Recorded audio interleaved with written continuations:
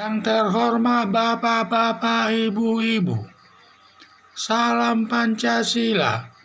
Bapak-bapak, Ibu-ibu yang melihat video saya ini, tolong jangan lupa subscribe, like, dan di-share. Sifatnya gratis. Pada hari Senin tanggal 6 September tahun 2021 ini, saya akan mengomentari Surya Paloh rebutan Jaksa Agung untuk melindungi perusahaannya.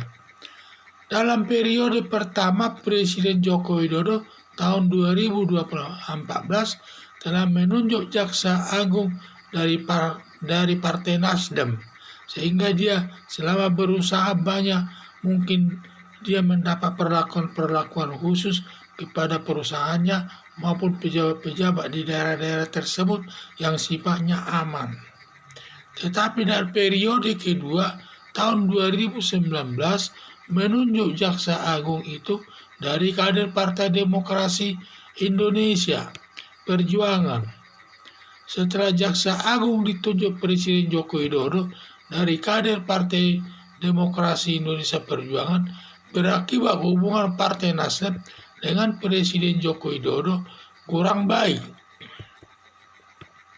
Ternyata Surya Paloh menghendaki Jaksa Agung RI dari kader Partai Nasdem untuk mengamankan perusahaan-perusahaan Surya Paloh di daerah-daerah untuk mendapat perlindungan di daerah-daerah, termasuk kader-kadernya juga mendapat perlindungan.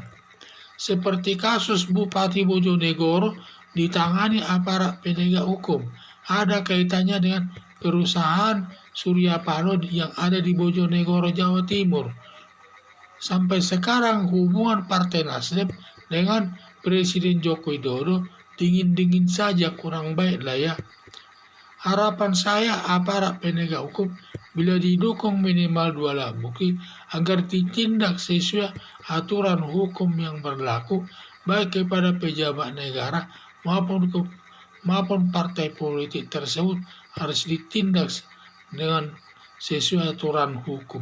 Itulah saya lihat tindakan daripada Surya Paloh itu rupanya besar harapannya agar Jaksa Agung itu dari kader Partai Nasdem tersebut.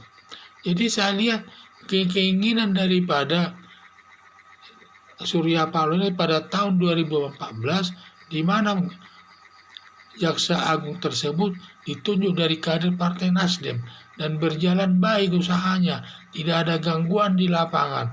Apapun yang diperbuatnya hampir tidak ada gangguan dan tidak disinggung-singgung oleh siapapun. Aparat penegak hukum lain pun tidak menyinggung-nyinggungnya.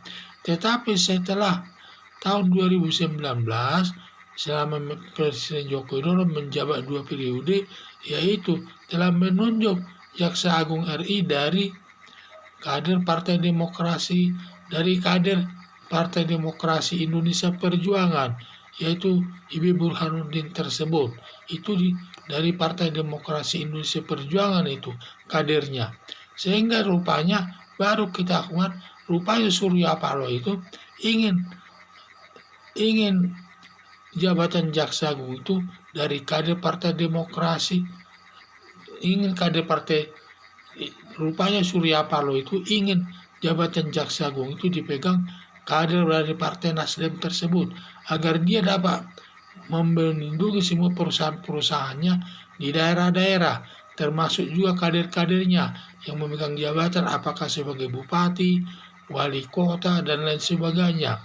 Ternyata seperti kasus yang terjadi sekarang ini, di mana setelah dia tidak menjawab ke Jaksa Agung lagi,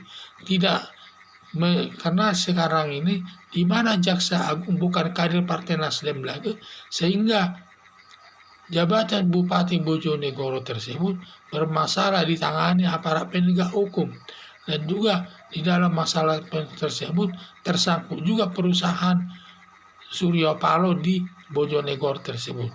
Jadi salah satu bukti ini bahwa dia memanfaatkan jabatan Jaksa Agung tersebut untuk mengawasi, melindungi semua perusahaan-perusahaan Surya Paloh yang ada di daerah-daerah, dan juga melindungi pejabat-pejabat dari kader Partai Nasdem di daerah-daerah tersebut.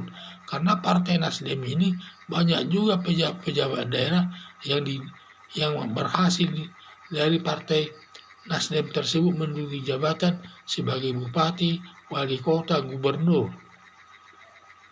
Tetapi sekarang karena Jaksa Agung itu ditunjuk dari kader Partai Demokrasi Indonesia Perjuangan, sehingga Surya Paloh tersebut hubungannya kurang baik dengan Presiden Joko Widodo. Dingin-dingin saja saya lihat hubungannya. Karena sekarang ini, karena Jaksa Agung tidak ada lagi, karena Jaksa Agung bukan kader dari Partai Nasdem lagi, sehingga aparat penegak hukum berani menangani kasus daripada Bupati Bojonegoro tersebut, di mana ada yang tersangkut di dalamnya perusahaan Surya Paloh yang ada di Bojonegoro tersebut.